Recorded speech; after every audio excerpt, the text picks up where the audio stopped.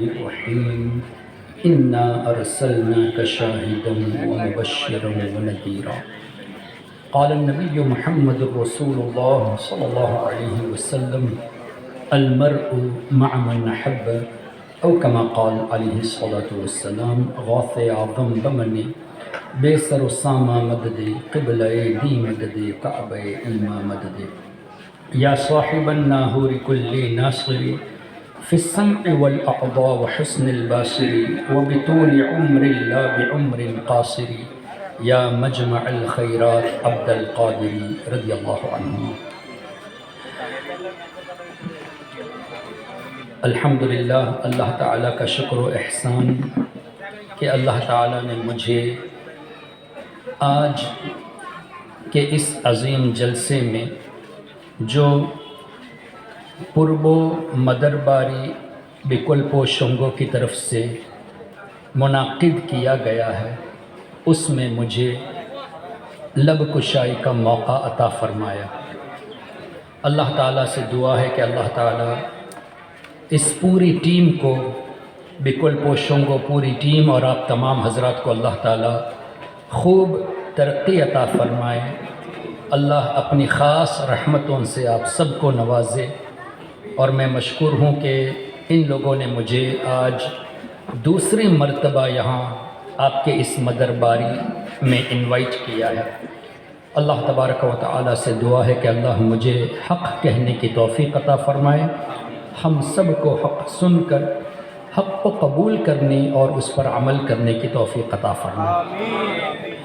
معزز سامعین، مجھے بڑی خوشی ہوئی تقریباً 2 سال کے بعد بنگلہ دیش آنے پر کہ میں نے کچھ نوجوانوں کے جذبات دیکھے، اہل سنت و جماعت کے لیے جو انڈیویجولی انفرادی کوشش کر رہے ہیں اور کسی بھی طرح اہل سنت کو پروپیگیٹ کرنے کی، لوگوں تک صحیح میسیج پہنچانے کی کوشش میں لگے ہیں. اللہ ان تمام نوجوانوں کو خوب علم سے، نافع علم سے نوازے. معزز سامعین، آیت کریمہ میں نے پڑھی انا ارسلناک شاہدا. اب اس کا مطلب کیا ہوا؟ ایزی انڈرسٹینڈنگ کے لیے آسان لفظوں میں اللہ نے ارشاد فرمایا، اے میرے حبیب صلی اللہ علیہ وسلم، ہم نے آپ کو شاہد بنا کر بھیجا. اب اس کا ترجمہ اعلیٰ حضرت امام احمد رضا رحمۃ اللہ علیہ نے کیا فرمایا؟ اے نبی صلی اللہ علیہ وسلم، ہم نے آپ کو حاضر و ناظر بنا کر بھیجا. اب حاضر و ناظر ہم کہتے ہیں تو پڑوس والے جو ہیں نا، جو دیوبندیوں کو فالو کرتے ہیں، وہابیوں کو فالو کرتے ہیں، ان کو بہت تکلیف ہوتی ہے کہ حضور علیہ الصلاۃ والسلام کو حاضر و ناظر آپ نے کیسے کہہ دیا. تو ہم انشاءاللہ کوشش کریں گے اس مسئلے کو صرف قرآن شریف سے نہیں بلکہ تورات شریف سے بھی. تورات شریف کن پر نازل ہوئی تھی؟ حضرت موسیٰ علیہ السلام. تو تورات شریف اور بھی دیگر کتب آسمانی اور ساتھ ہی ساتھ بخاری شریف اور قرآن کریم کی تفسیر، جیسے تفسیر قرطبی، تفسیر بیضاوی، تفسیر طبری، تفسیر نصفی، ان تمام تفسیروں کا نچوڑ بھی انشاءاللہ پیش کرنے کی کوشش کریں گے. اور یہ انشاءاللہ ہم ایمان اس طرح مضبوط کر کے یہاں سے اٹھیں گے کہ ہم جو یہاں بیٹھے ہیں نا، ہمارے نبی صلی اللہ علیہ وسلم ہم کو آج بھی دیکھ رہے ہیں، آج بھی ہمیں دیکھ رہے ہیں. نہیں، صرف اتنا ہی نہیں، ہمارے نبی صلی اللہ علیہ وسلم نے آج نومبر 4 تاریخ کو یہ جو پروگرام مدرباری میں ہو رہا ہے، اس پروگرام کو 1400 سال پہلے ہمارے نبی نے دیکھ لیا ہے. دیکھ رہے ہیں الگ بات ہے، آلریڈی 1400 سال پہلے دیکھ لیا ہے. مجھ سے پہلے مفتی صاحب نے بیان کیا، یہ بھی ہمارے نبی نے دیکھ لیا ہے. اب میرے بیان کرنے کے بعد آپ جو کچھ کریں گے، پھر گھر جائیں گے، آرام کریں گے، کل کام کے لیے جائیں گے، یہ سب ایڈوانس میں ہمارے نبی نے دیکھ لیا ہے۔ اب اس پر دلیل بھی تو ہونی چاہیے نا، خالی کہنے سے تو کام نہیں چلے گا۔ اس لیے کہ الحمدللہ ہم سنی مسلمان، اگر کوئی سنی عالم کوئی بات بتا دیتا ہے تو ہم یقین کر لیتے ہیں، لیکن آج کل کچھ لوگ ایسے ہیں جن کو دلیل جب تک نہیں دیں گے وہ ایکسیپٹ نہیں کرتے، اور ایسے بھی لوگ ہیں دلیل دے کر آپ تھک جائیں گے پھر بھی وہ ایکسیپٹ کرنا چاہتے نہیں ہیں۔ اس کا مطلب یہ ہوا کہ ان کا دل میلا ہو چکا ہے۔ اب جس کے دل میں ہمارے نبی صلی اللہ علیہ وسلم کی سچی محبت ہوگی وہ سمجھنے کی کوشش کرے گا۔ آئیے، اللہ نے ارشاد فرمایا، اے حبیب صلی اللہ علیہ وسلم، ہم نے آپ کو حاضر و ناظر بنا کر بھیجا۔ اب اللہ نے ہمارے نبی کو کس کی طرف بھیجا ہے؟ انا ارسلناک، اے حبیب ہم نے آپ کو بھیجا، کس کی طرف بھیجا ہے؟ کیا ہمارے نبی صلی اللہ علیہ وسلم صرف مکہ شریف میں جو لوگ رہتے تھے ان کے لیے رسول تھے؟ مدینہ شریف میں جو تھے، پورے حجاز میں جتنے تھے، کیا صرف ان کے لیے رسول ہیں؟ ہمارے لیے بھی رسول ہیں۔ دنیا میں جتنے بھی لوگ ہیں، انسان ہوں، فرشتے ہوں، جن ہوں، سب کے لیے ہمارے نبی صلی اللہ علیہ وسلم رسول ہیں۔ اچھا، ابھی حضور علیہ الصلوۃ والسلام کو دنیا سے پردہ کر کے تقریباً 1400 سال ہو چکے، تو 1400 سال میں جتنے لوگ پیدا ہوئے ان سب کے بھی رسول ہیں۔ ابھی قیامت کے لیے 200 سال باقی ہے یا 300 سال باقی ہے یا 400 سال باقی ہے، اللہ بہتر جانے۔ تو قیامت تک جتنے بھی لوگ آئیں گے ان کے لیے بھی رسول ہیں۔ اور ہمارے نبی صلی اللہ علیہ وسلم کے دنیا میں آنے سے پہلے حضرت عیسیٰ علیہ السلام، حضرت موسیٰ علیہ السلام، کم و بیش 1,24,000 انبیاء کرام علیہم السلام تھے، سب کے لیے رسول ہیں۔ جب سب کے لیے رسول ہیں تو سب کے لیے شاہد ہونا بھی چاہیے، سب کے لیے گواہ ہونا بھی چاہیے۔ کیوں؟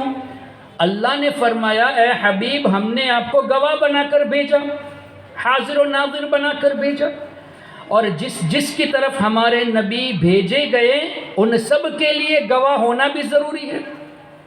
اب قرآن میں اللہ نے اور ارشاد فرمایا، وَجِئْنَا بِكَ عَلَىٰ هَٰؤُلَاءِ شَهِيدًا۔ قیامت کے دن جتنے بھی لوگ ہوں گے نا، کتنے لوگ ہوں گے قیامت کے دن؟ کیا صرف ہم لوگ ہوں گے جتنے یہاں ہیں؟ اس وقت دنیا میں 7 بلین لوگ ہیں۔ آج سے 100 سال پہلے کتنے بلین تھے؟ آج سے 100 سال کے بعد کتنے ہوں گے؟ تو ان سب کے لیے ہمارے آقا صلی اللہ علیہ وسلم قیامت کے دن شاہد ہوں گے، یعنی گواہ ہوں گے۔ اب گواہ ہونے کے لیے یہ ضروری ہے کہ ہم نے کیا وہ حضور دیکھ رہے ہوں۔ بغیر دیکھ کے کوئی گواہ تو نہیں بن سکتا۔ تو جب اللہ نے فرما دیا، اے حبیب ہم نے آپ کو گواہ بنا کر بھیجا سب کے لیے، تو ہمارے نبی صلی اللہ علیہ وسلم حضرت آدم علیہ السلام سے لے کر اب سے لے کر قیامت تک جتنے بھی لوگ ہیں سب کے عمل کو حضور جانتے ہیں۔ اب اس آیت کی تفسیر میں اب بڑی بڑی تفسیر کی کتابیں دیکھ لیں، تفسیر میں یہ لکھا ہے کہ اللہ نے ہمارے نبی کو جن کی طرف بھیجا ہے رسول بنا کر، ان سب کے لیے گواہ ہیں، ان سب کے اعمال جانتے ہیں۔ یہاں تک کہ نبی پاک صلی اللہ علیہ وسلم کے بارے میں تفسیر میں یہ بھی آیا کہ حضور علیہ السلام ہمارے دل میں جو ارادے ہیں نا، آپ کے دل میں اس وقت کیا سوچ رہے ہیں مجھے نہیں معلوم، حافظ ہارون صاحب کیا دل میں سوچ رہے ہیں مجھے نہیں معلوم، میں کیا سوچ رہا ہوں وہ آپ کو نہیں معلوم، لیکن کروڑوں اربوں لوگ دل میں کیا سوچ رہے ہیں وہ ہمارے نبی جانتے ہیں۔ یہ میں نہیں کہتا، قرآن کی تفسیر میں لکھا ہے کہ نبی پاک صلی اللہ علیہ وسلم لوگوں کے احوال سے واقف ہیں، ان کے قلوب سے بھی، دلوں میں کیا گزر رہی ہے اس سے بھی ہمارے نبی صلی اللہ علیہ وسلم واقف ہے۔ اچھا، آپ نے بعض بزرگوں کو دیکھا ہوگا جو مراقبے میں رہتے ہیں، چپکے سے عبادت کرتے ہیں، دنیا سے دور ہوتے ہیں، وہ کس طرح عبادت کرتے ہیں چپکے سے، وہ بھی ہمارے نبی جانتے ہیں، یہ بھی تفسیر میں لکھا ہوا ہے۔ یعنی صدیقین کے اسرار، جو صدیقین اللہ کے جو نیک بندے ہوتے ہیں، صدیق کے مرتبے پہ ہوتے ہیں، ان کے پاس جتنا علم ہے، ان کے اندر جتنے راز ہیں، جتنی حکمتیں ہیں، وہ بھی ہمارے نبی صلی اللہ علیہ وسلم جانتے ہیں۔ یہ میں نہیں کہتا، تفسیر میں لکھا ہوا ہے۔ اب 300 سال 30 صدی ہجری کے بزرگ امام طبری، امام بیہقی 450 ہجری، امام فخر الدین رازی تقریباً 600 ہجری، امام بیداوی، ان جیسے بزرگ جو 3rd century, 4th century, 5th century, 8th century, یعنی آج سے 800 900 1000 سال پہلے کے بزرگوں نے یہ بتایا کہ ہمارے نبی صلی اللہ علیہ وسلم دلوں کے حال جانتے ہیں۔ اچھا، آپ نے دیکھا ہوگا کہ بعض جو ہوتے ہیں نا، جو وہابیوں کو فالو کرتے ہیں، جو وہابیت میں ہیں، اس طرح ہم بیان کرتے ہیں نا تو ان کو تکلیف ہوتی ہے نا، تو ان کے دلوں میں جب تکلیف ہوتی ہے اور وہ پلان بھی کرتے ہیں کہ سنیوں کو کیسے روکا جائے، نوجوانوں کو کس طرح اپنے کنٹرول میں لیا جائے، قرآن کی آیت کو کس طرح اپنی طرف سے ترجمہ پیش کر کے لوگوں کو گمراہ کیا جائے۔ یہ جو ان کے پلان ہیں نا، ان کے قید، ان کے مکر، ان کے حیلے، مفسرون فرماتے ہیں منافقین کے پلانز بھی ہمارے نبی صلی اللہ علیہ وسلم جانتے ہیں۔ صرف ہمارے دلوں کے احوال نہیں، نیک لوگوں کے حالات ہی نہیں، جو دشمن اسلام، دشمن رسول، سنیوں کے خلاف جو پلاننگ کرتے ہیں، وہ بھی ہمارے نبی صلی اللہ علیہ وسلم جانتے ہیں۔ کئی دل منافقین، ان کے قید کو، ان کے حیلوں کو ہمارے نبی صلی اللہ علیہ وسلم جانتے ہیں۔ اچھا، یہ بات ہو گئی۔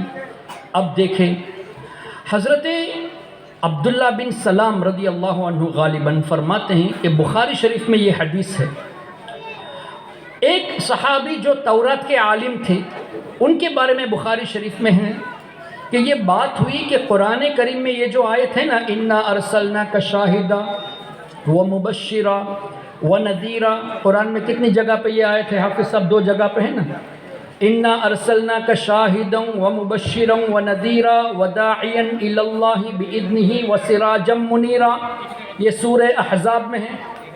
اور سورۃ الفتح میں اِنَّا أَرْسَلْنَاكَ شَاهِدًا وَمُبَشِّرًا وَنَذِيرًا لِتُؤْمِنُوا بِاللَّهِ وَرَسُولِهِ وَتُعَزِّرُوهُ وَتُوَقِّرُوهُ وَتُسَبِّحُوهُ بُكْرَةً وَأَصِيلًا۔ تو 2 آیتیں اس طرح کی اِنَّا أَرْسَلْنَاكَ شَاهِدًا پر ہیں۔ بخاری شریف میں ہے کہ اللہ تعالیٰ نے جو نبی موسیٰ علیہ السلام پر تورات نازل فرمایا، اس میں بھی یہ آیت ہے اِنَّا أَرْسَلْنَاكَ شَاهِدًا وَمُبَشِّرًا وَنَذِيرًا۔ تو ہمارے نبی صلی اللہ علیہ وسلم حاضر و ناظر ہیں، گواہ ہیں، خوشخبری سنانے والے ہیں، ڈر سنانے والے ہیں۔ قرآن نازل ہونے سے پہلے جو تورات شریف نازل ہوئی، اس میں بھی ہمارے نبی کو ایڈریس کیا گیا ہے کہ اے حبیب، ہم نے آپ کو شاہد بنا کر بھیجا ہے۔ تب کیا پتہ چلا موسیٰ علیہ السلام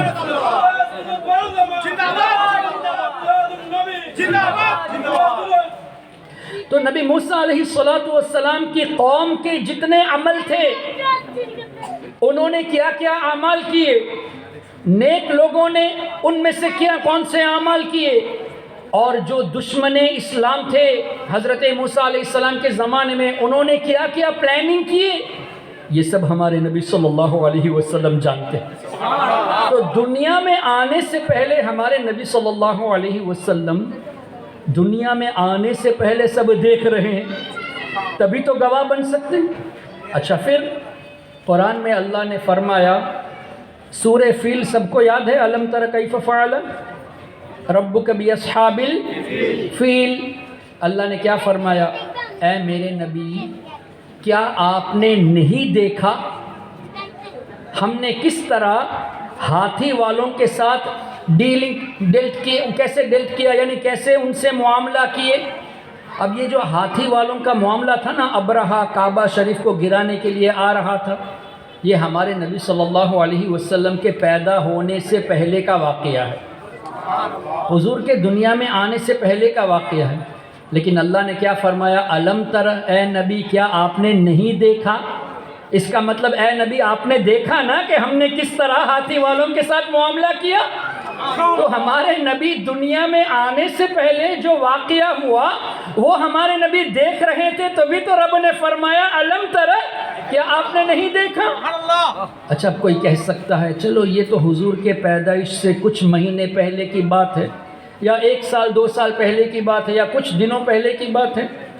آئیے 1000 سال پرانی بات بھی لاتے ہیں ہمارے نبی کے پیدا ہونے سے۔ حضرت ابراہیم علیہ السلام اور نمرود کا جب ڈسکشن ہوا تھا، مناظرہ ہوا تھا، نمرود نے کہا کہ میں رب ہوں، ابراہیم علیہ السلام نے جواب دیا کہ میرا رب تو وہ ہے جو جلاتا بھی ہے مارتا بھی ہے۔ تو نمرود نے ایک چال چلی، ایک بیوقوفانہ ایکشن کیا۔ 2 آدمی جن کو قید کی سزا دی گئی تھی، ایک آدمی جس کو سزائے موت دی گئی تھی اس کو بلا کر آزاد کر دیا، اور جو چلتا پھرتا کوئی آدمی نظر آیا اس کو پکڑ کے موت کی سزا سنا دی۔ تو ابراہیم علیہ السلام سے کہا میں بھی تو زندہ کرتا ہوں، میں بھی تو موت دیتا ہوں، دیکھو جس کو موت کی سزا تھی اس کو میں نے آزاد کر دیا، اور جو چلتا پھرتا تھا اس کو میں نے موت کی سزا سنا دی۔ تو نبی ابراہیم علیہ السلام نے اس بیوقوف کو ایک دوسرے طریقے سے ٹیکل کیا، یہ فرمایا کہ میرا رب تو وہ ہے جو مشرق سے سورج کو نکالتا ہے اور مغرب میں ڈباتا ہے۔ اگر تم رب ہونے کا دعویٰ کرتے ہو تو الٹا کر کے دکھاؤ کہ سورج جو ہے نا مغرب سے آئے اور مشرق میں غروب ہو جائے۔ تو فَبُہِتَ الَّذِي کفر، وہ کچھ نہیں کر سکا، نمرود ہار گیا۔ یہ جو واقعہ ہوا نا ابراہیم علیہ السلام اور نمرود کی گفتگو، نمرود نے اس طرح کہا، ابراہیم علیہ السلام نے یوں جواب دیا، پھر ابراہیم علیہ السلام نے اس طرح جواب دیا، تو نمرود خاموش ہو گیا۔ اللہ فرماتا ہے الم تر، اے میرے حبیب کیا آپ نے نہیں دیکھا، الی الذی، اس شخص کو، حاج فی ربہ ان آتاہ اللہ الملک، جو میرے نبی سے ابراہیم علیہ السلام سے جھگڑا کر رہا تھا، وہ نمرود، اے میرے نبی کیا آپ نے نہیں دیکھا؟ 1000 سال پہلے کا جو واقعہ، اس کے بارے میں رب فرماتا ہے اے نبی کیا آپ نے نہیں دیکھا؟ دیکھو یہ جو وہابی ڈائریکٹ ترجمہ لے کر ہم کو اپنی طرف سے ترجمہ پیش کر کے ڈائریکٹ آیتوں کو اپنی مرضی سے لے کے بہکانے کی کوشش کرتے ہیں نا، ان کو بلائیے، ان سے کہیے کہ ڈائریکٹ ترجمہ ہے نا، مانو کہ ہمارے نبی اس وقت دیکھ رہے تھے، اس لیے کہ علم تر ہے، اے نبی کیا آپ نے نہیں دیکھا؟ تب کہیں گے نہیں نہیں، اس کا مطلب اگرچہ یہ ہے لیکن تفسیر دیکھنی پڑے گی۔ تو اسی طرح جو آیتیں تم علم غیب کے خلاف پیش کرتے ہو، جو نبی کے مددگار ہونے کے خلاف پیش کرتے ہو، تفسیر دیکھو گے تو پتہ چلے گا وہاں نبی اور ولی مراد نہیں بلکہ بت مراد ہے۔ تو وہاں تفسیر نہیں دیکھتے، جب ہماری دلیل کی بات آتی ہے تو ان کو تفسیر یاد آتی ہے۔ تو آپ کو چاہیے کوئی بھی آپ کو قرآن کو پیش کر کے اولیاء کے خلاف بولے تو سب سے پہلے بلا کر کہو ہمارے نبی کے بارے میں کیا عقیدہ ہے، کیا ہمارے نبی ہمارے اعمال پہلے دیکھ چکے ہیں؟ وہ کہے گا نہیں۔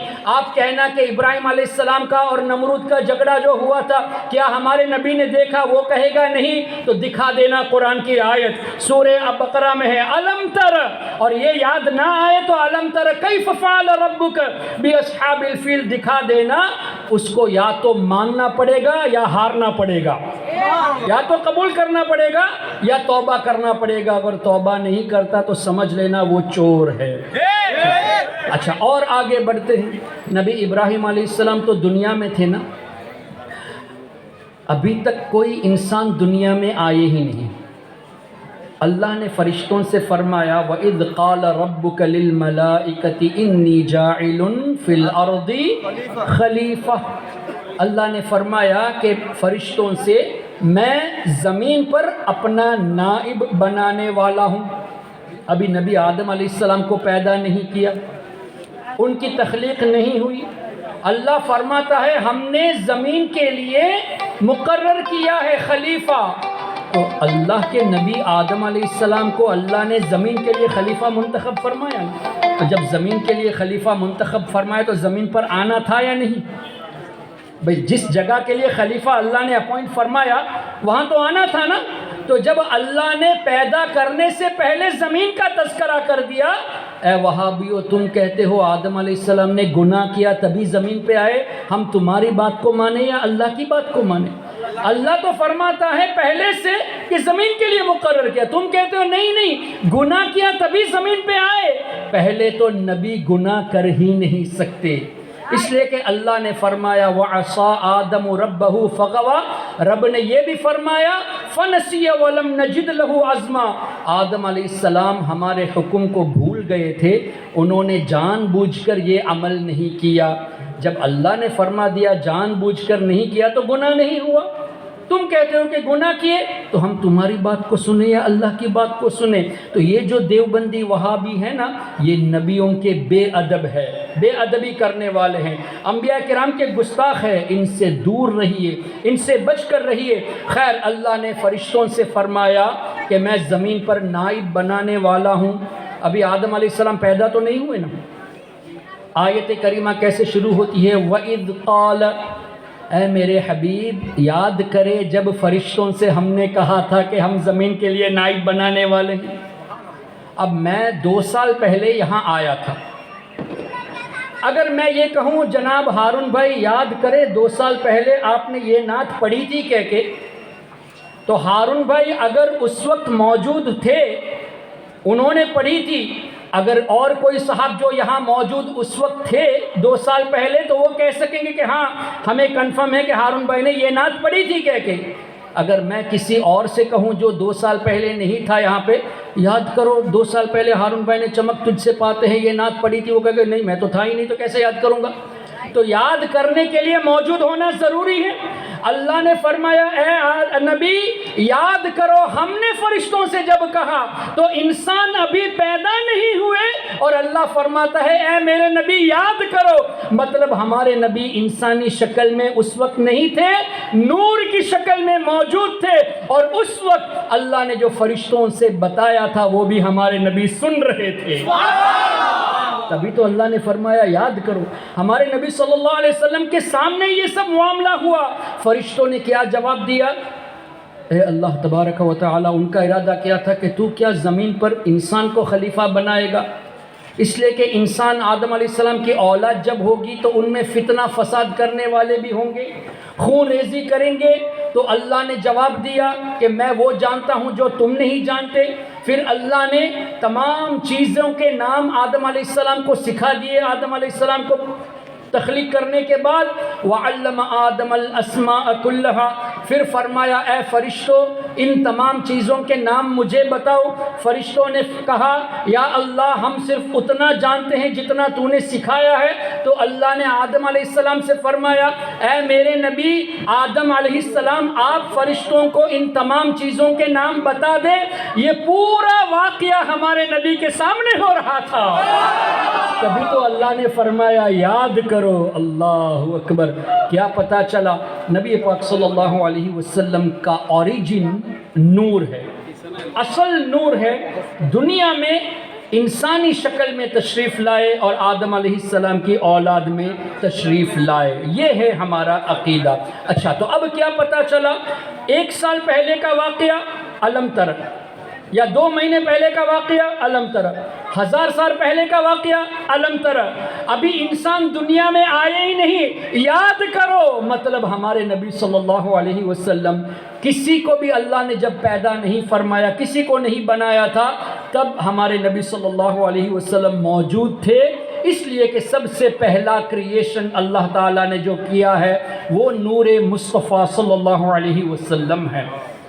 اچھا اب آپ سمجھ گئے کہ جو کچھ ہو چکا وہ حضور کے سامنے ہوا، ابراہیم علیہ السلام کے زمانے میں جو ہوا وہ بھی ہمارے نبی کے سامنے ہوا، موسیٰ علیہ السلام کے زمانے میں جو ہوا وہ بھی ہمارے نبی کے سامنے ہوا، سب کچھ ہمارے نبی صلی اللہ علیہ وسلم کے سامنے ہوا۔ اب حضور علیہ السلام نے فرمایا، مسلم شریف کی حدیث، عرضت علی اعمال امتی، میرے سامنے میری امت کے تمام اعمال پیش کیے گئے، حسنھا نیک اعمال بھی پیش کیے گئے اور گناہ بھی پیش کیے گئے۔ یعنی میری امت میں جتنے بھی لوگ ہیں، ہمارے نبی کی امت میں کتنے ہیں؟ اربوں خربوں لوگ ہیں۔ سب کے اعمال ہمارے نبی صلی اللہ علیہ وسلم نے ایڈوانس میں دیکھ لیا، صرف خالی نہیں دیکھا بلکہ فرمایا اس میں سے جو نیک عمل ہے وہ بھی میں نے دیکھا اور جو غلط عمل ہے وہ بھی میں نے دیکھا۔ ہمارے نبی صلی اللہ علیہ وسلم 1400 سال پہلے ہمارے اعمال کو دیکھ چکے۔ جب ہمارے تمام اعمال کو دیکھ چکے، چھوٹے سے چھوٹا عمل، حدیث میں اس کو بھی واضح کیا گیا، چھوٹا عمل کیا؟ راستے میں آپ جب جاتے ہو کبھی دیکھتے ہیں کوئی کنکر پڑا ہوا ہے، کوئی پتھر پڑا ہوا ہے، کوئی کانٹا پڑا ہوا ہے، تو کوئی اسے راستے سے ہٹا دیتا ہے نا؟ یہ بھی ایک صدقہ ہے نا، کسی کو تکلیف نہ ہو اس لیے آپ اس کو ہٹا دیتے ہیں۔ تو ہمارے نبی نے فرمایا میری امت کے تمام اعمال پیش کیے گئے، اس میں اچھے عمل میں اتنا چھوٹا عمل کہ ایک آدمی راستے سے تکلیف والی چیز کو ہٹا رہا ہے وہ بھی میں نے دیکھ لیا۔ اور برائی میں آپ نے کبھی دیکھا ہوگا کہ مسجد میں کبھی لوگوں کو کھانسی آتی ہے تو کبھی تھوک نکل جاتی ہے، تو اس کو کچھ لوگ صاف کر لیتے ہیں، کچھ لوگ صاف نہیں کرتے۔ ہمارے نبی نے فرمایا حدیث کا مفہوم کہ برے اعمال میں وہ بھی میں نے دیکھا کہ ایک آدمی مسجد میں کھنکھار کر رہا ہے اور اس کو صاف نہیں کر رہا، وہ بھی میں نے دیکھ لیا۔ یعنی ہمارے نبی صلی اللہ علیہ وسلم نے چھوٹے سے چھوٹے عمل کو بھی 1400 سال پہلے دیکھ لیا۔ اس کا مطلب آج پوربو مدر باری بکلپو شنگو کی طرف سے یہ جو مجلس ہو رہی ہے یہ ایڈوانس میں ہمارے نبی نے دیکھ لیا، اور جتنے لوگ یہاں جمع ہیں، جتنے کھڑے ہیں، جتنے دور سے سن رہے ہیں، ان سب کو ہمارے نبی نے پہلے ہی دیکھ لیا ہے۔ تو ہم کتنے خوش نصیب ہیں کہ حضور علیہ الصلوۃ والسلام نے ہمیں اچھا عمل کرتے ہوئے دیکھا ہے، حضور کی تعریف کرتے ہوئے دیکھا ہے، اللہ کی حمد بیان کرتے ہوئے دیکھا ہے، اللہ تعالیٰ کے اولیاء کا تذکرہ کرتے ہوئے دیکھا ہے۔ یہ تو دیکھا ہے نا 1400 سال پہلے۔ میں نے کیا کہا؟ ہم یہ بھی ثابت کریں گے کہ آج بھی دیکھ رہے ہیں، یہ بھی تو ثابت کرنا ہے۔ تو نبی پاک صلی اللہ علیہ وسلم نے ارشاد فرمایا حیاتی خیر لکم ووفاتی خیر لکم، میرا دنیا میں رہنا بھی تمہارے لیے بہتر ہے، میرا دنیا سے جانا بھی تمہارے لیے بہتر ہے۔ اور ہمارے نبی نے فرمایا تمہارے نیک عمل کو دیکھ کر میں اللہ کا شکر ادا کروں گا، اور تمہارے گناہوں کو دیکھ کر اللہ کی بارگاہ میں تمہارے لیے بخشش کی دعا کروں گا۔ تو حضور علیہ السلام نیک عمل کو دیکھ کر خوش ہو رہے ہیں، حدیث میں ہے، گناہ کو دیکھ کر ہمارے لیے اللہ کی بارگاہ میں بخشش کی دعا فرماتے ہیں۔ اس کا مطلب کیا ہوا؟ ہمارا نیک عمل بھی حضور کے سامنے ہے، ہمارے گناہ بھی حضور کے سامنے ہیں۔ تو اب ہمیں یہ سوچنا چاہیے ہم ہمارے نبی کو خوش کریں یا انہیں گناہ کر کے تکلیف دے، یہ ہمارے اوپر ہے۔ ہم اگر چاہتے ہیں کہ ہمارے نبی کو خوش کرے تو ہمیں نیک اعمال کرنے چاہیے۔ جس طرح آج آپ اس محفل میں لوگوں نے چندہ دیا، مدد کی، کھانے کا اہتمام، نیاز کا اہتمام، لائٹنگ کا اہتمام، یہ ٹینٹ کا اہتمام، مائکروفون کا اہتمام، یہ سب کیوں کر رہے ہیں؟ تاکہ صحیح میسیج لوگوں کو دور تک پہنچے۔ مائک کا مطلب کیا ہے؟ کہ صرف سامنے والا نہ سنے، جہاں تک سپیکر کی آواز پہنچتی ہے وہ سب سنے، سب حضور کی تعریف سنے۔ تو اچھی نیت سے آپ نے سپورٹ کیا نا، تو اچھی نیت سے جن جن لوگوں نے اس کے لیے تعاون کیا یہ بھی ثواب کے حقدار ہیں۔ اور جن لوگوں نے لائٹنگ کا اہتمام کیا یہ کس لیے؟ تاکہ لوگ آسانی سے بیٹھ جائے، کسی کو تکلیف نہ ہو، کوئی اگر کیڑے مکوڑے کوئی تکلیف دہ چیز ہو تو وہ نظر آ جائے، تو لوگوں کی سہولت کے لیے اچھے ارادے سے آپ نے اہتمام کیا، اس کا بھی ثواب ملے گا۔ اب جو لوگ کہتے ہیں نا کہ میلاد میں لائٹنگ کرنا، اہتمام کرنا یہ بدعت ہے، ویسٹ ہے، اسراف ہے، ارے بھائی غریبوں کو یاد کرو نا، غریبوں کی مدد کرو، میلاد میں کیوں خرچ کرتے ہو؟ میں آپ سے پوچھتا ہوں کہ کیا ہر کوئی مائک لگانے والا، فٹ کرنے والا کیا کروڑ پتی ہوتا ہے؟ چھوٹے آدمی بھی ہوتے ہیں، تو ان کو اس سے کرایہ ملتا ہے کہ نہیں؟ تو وہ اپنی روزی صحیح طریقے سے کما رہا ہے نا، اور آپ کے ذریعے کما رہا ہے، تو غریب کی مدد ہوئی کہ نہیں ہوئی؟ ٹینٹ لگانے والے کیا کروڑ پتی لوگ ہوتے ہیں؟ لائٹنگ لگانے والے کیا کروڑ پتی لوگ ہوتے ہیں؟ یہ میٹرس بچھانے والے، کرسی رکھنے والے کیا کروڑ پتی اربوں پتی لوگ ہوتے ہیں؟ نہیں، وہ بھی تو غریب ہوتے ہیں۔ تو میلاد کی برکت ایسی ہے، نہ صرف ہم بیان کرتے ہیں، نہ صرف سنتے ہیں، نہ صرف کھانا کھلاتے ہیں، بلکہ سب کی انڈیویجولی مدد بھی ہوتی ہے، اور وہ بھی اچھی نیت سے یہ کام کر کے ثواب کے حقدار بھی بنتے ہیں۔ تو میلاد شریف میں خرچہ کر کے آپ نے کوئی بدعت نہیں کیا، بلکہ کئی لوگوں کی بھلائی کا ارادہ کیا۔ اچھا، جو لوگ کہتے کہ نہیں اس میں جتنا خرچہ کرتے ہو اس کی جگہ پہ تم کسی غریب کی شادی کرا دو، تو الحمدللہ میلاد کرنے والے غریبوں کی مدد بھی کرتے ہیں۔ میلاد کرنے والے کئی لوگوں کی مدد کرتے ہیں، یتیموں کی بھی مدد کرتے ہیں۔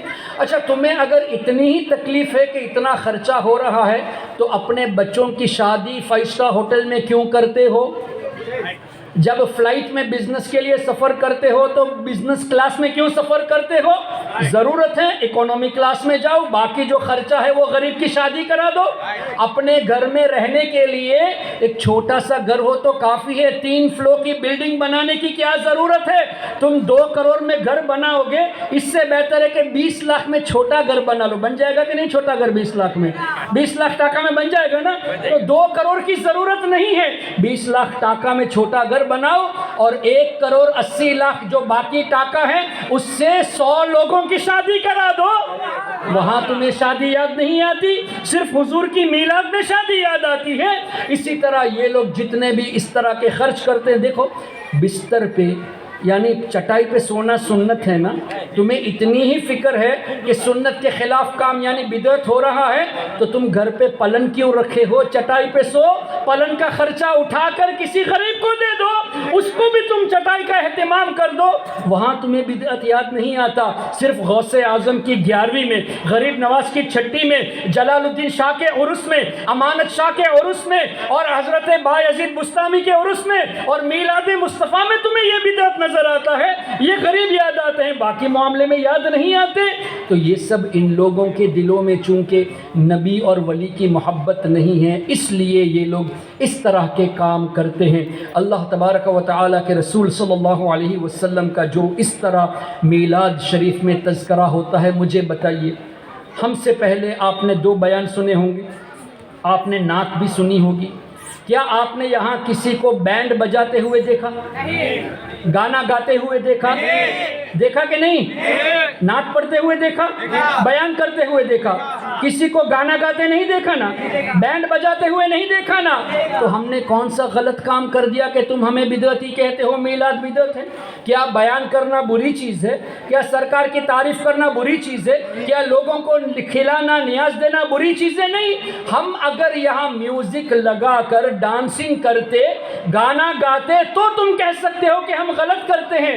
ہم تو حضور کی تعریف کرتے ہیں، تو بدعت کیسے ہو سکتا ہے؟ اور حضور کا تذکرہ، اللہ اکبر، تورات شریف میں اللہ کے رسول صلی اللہ علیہ وسلم کا تذکرہ، اور اسی طرح دیگر آسمانی کتب میں اس طرح کا تذکرہ ہے کہ اللہ نے فرمایا میرا حبیب صلی اللہ علیہ وسلم جب تشریف لائیں گے، اللہ نے فرمایا کہ میرے حبیب کے ذریعے میں جن کے دل مردہ ہو چکے ہیں میں ان کے دلوں کو زندہ کروں گا۔ جو بہرے ہو چکے ہیں یعنی جو حق کو نہیں سنتے، ان کو حق کا راستہ دکھاؤں گا۔ جو اندھے ہو چکے ہیں یعنی جو حق کو نہیں دیکھتے، ان کو میں حق دکھاؤں گا۔ کس کے صدقے میں؟ محمد الرسول اللہ صلی اللہ علیہ وسلم کے صدقے میں۔ یہ تورات شریف میں اور دیگر کتب آسمانی میں اس طرح کے تذکرے لکھے ہوئے ہیں، تحریر کیے ہوئے ہیں۔ تو ہمارے نبی صلی اللہ علیہ وسلم کے دنیا میں آنے سے ہزاروں سال پہلے ہمارے نبی کی تعریف اس طرح ہوتی ہے کہ رب فرماتا ہے میرے حبیب کے صدقے میں لوگوں کو ہدایت دوں گا، میں لوگوں کو تکلیف کے بعد آسانی دوں گا، میں لوگوں کو غربت کے بعد انعام دوں گا۔ اس طرح کے واقعات آپ کو آسمانی کتب میں مل جائیں گے، اور بخاری شریف میں بھی ہے، اسی طرح تفسیر کی کتابوں میں بھی یہ واقعات لکھے ہوئے ہیں۔ اگر یہ وہابی، یہ دیوبندی صحیح طریقے سے قرآن کی تفسیر پڑھتے تو کبھی بھی اعتراض نہیں کرتے۔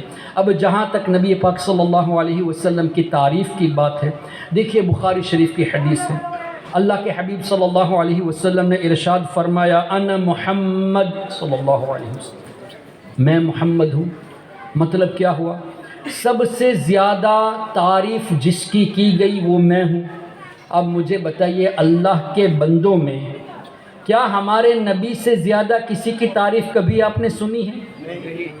قرآن کو پڑھیں گے، قرآن میں ہمارے نبی کی تعریف، نماز سے پہلے اذان دیں گے، اشہد ان لا الہ الا اللہ، اشہد ان لا الہ الا اللہ، حی علی الصلاۃ، اذان ہوئی، کیا چھوڑ دیا میں نے؟ اشہد ان محمد رسول اللہ۔ اذان اس وقت تک کمپلیٹ نہیں جب تک حضور کا تذکرہ نہ ہو۔ آپ کے اس مدر باری میں کتنی مسجد ہیں؟ 10 ہوگی؟ 20 ہوگی؟ پورے چٹاگانگ میں کتنی مسجد ہوگی؟ 1000 سے زیادہ ہوگی۔ پورے بنگلہ دیش میں کتنی مسجد ہوگی؟ پوری دنیا میں کتنی مسجدیں ہیں؟ لاکھوں کروڑوں مسجدیں ہیں۔ ہر مسجد میں ہمارے نبی کا چرچا ہو رہا ہے، اشہد ان محمد رسول اللہ۔ اس کا مطلب کیا ہوا؟ سب سے زیادہ حضور کی تعریف ہو رہی ہے۔ اچھا، اذان کے بعد اقامت کے لیے کھڑے ہوئے، اللہم صلی علی سیدنا محمد وعلی آل سیدنا محمد، اللہ اکبر اللہ اکبر اللہ اکبر اللہ اکبر، اشہد ان لا الہ الا اللہ، اشہد ان لا الہ الا اللہ، حی علی الصلاۃ حی علی الصلاۃ۔ پیچھے بیٹھنے والا کیا کہے گا؟ ارے بھائی اقامت پوری نہیں ہوئی، حضور کا نام لینا چاہیے۔ تو جہاں اذان ہو رہی ہے وہاں اذان کے بعد اقامت بھی ہو رہی ہے، تو اذان میں بھی حضور کا تذکرہ، اقامت میں بھی حضور کا تذکرہ۔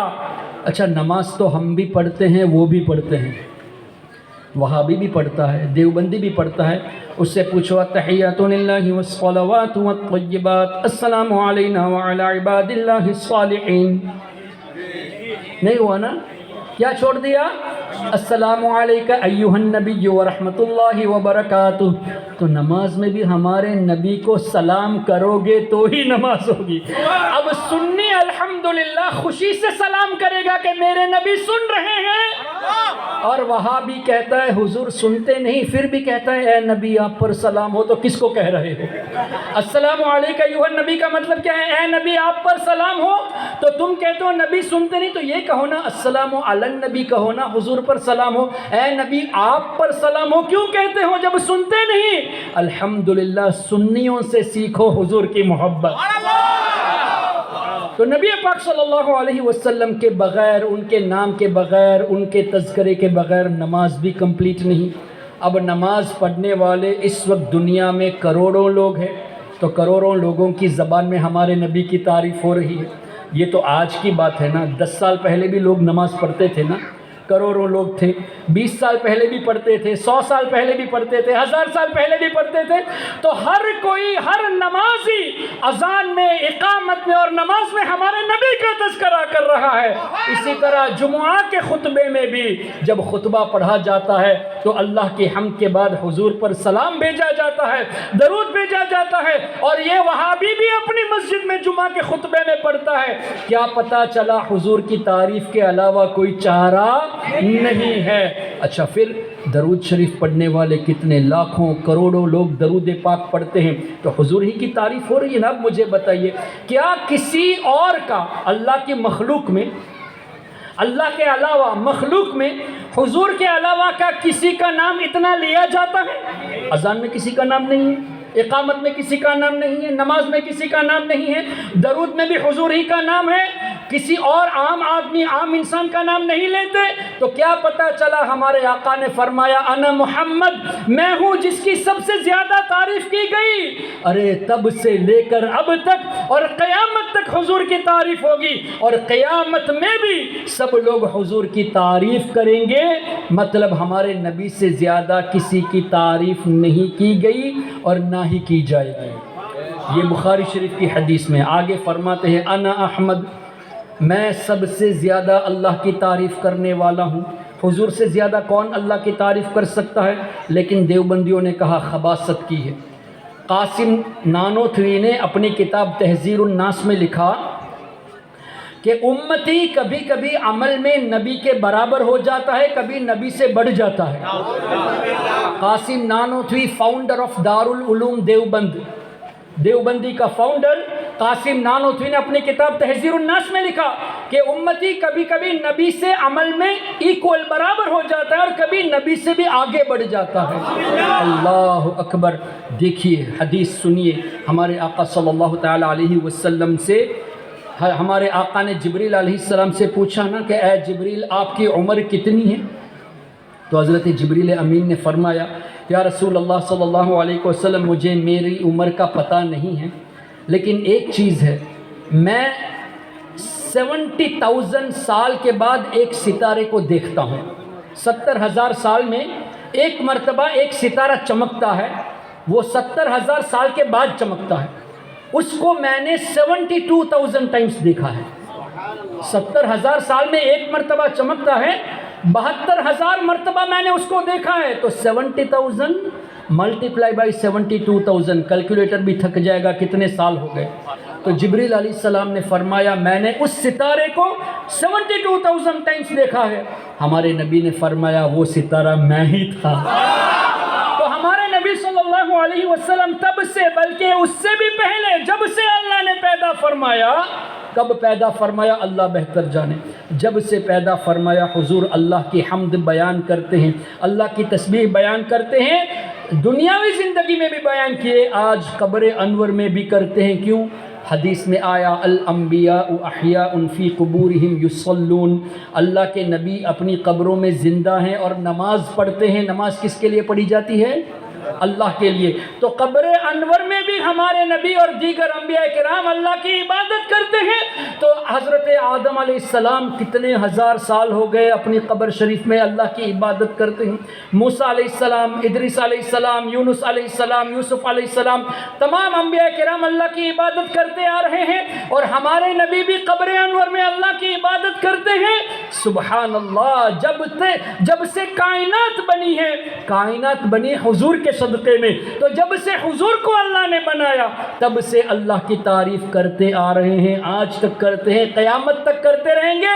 اور قیامت میں بھی ہمارے نبی نے فرمایا کہ میں اللہ کی ایسی تعریف کروں گا، ایسی تعریف کروں گا کہ آج تک کسی نے اس طرح الفاظ سے تعریف نہیں کی۔